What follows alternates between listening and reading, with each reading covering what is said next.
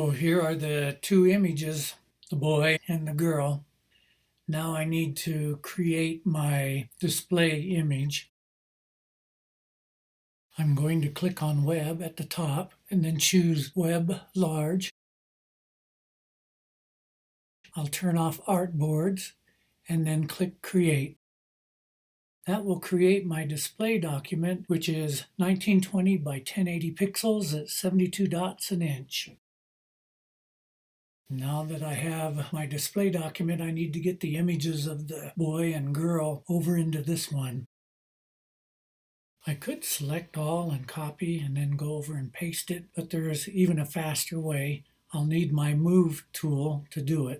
With the Move tool, I'll grab the layer with the girl's image and drag it up onto the tab of my canvas, keeping my mouse held down, and then I will drag it down into the middle of the canvas and drop it. Obviously, this image is much larger than my canvas. I'm going to have to resize it. Photoshop has a great way to do this. It's called Free Transform, and it's in the Edit menu. Free Transform will put resizing handles around the image, but this image is so large I can't see them. So I need to press Command or Control 0 to view the handles. Then I can grab one of the handles and resize the image, and then grab in the middle of the image to move it into place where I want it to be.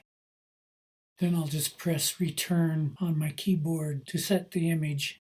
Now I'm going to do exactly the same thing with the image of the boy. I'll use my Move tool to drag the layer up onto the other canvas and drop it there.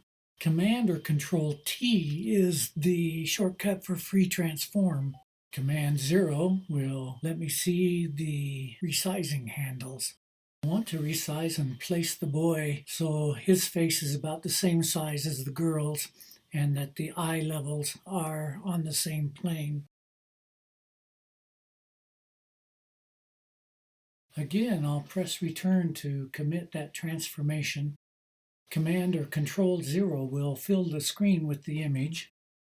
So right now I have a pretty interesting start to my display.